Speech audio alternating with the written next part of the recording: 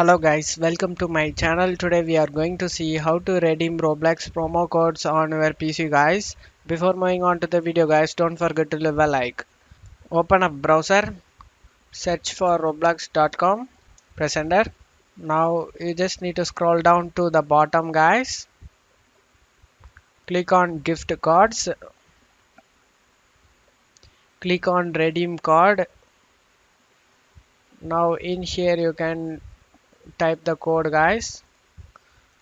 Over here pasted it. After pasting it, click on this check mark and select redeem guys. Your item will be added to inventory guys. You can visit there, and that's how you redeem your promo codes in Roblox guys.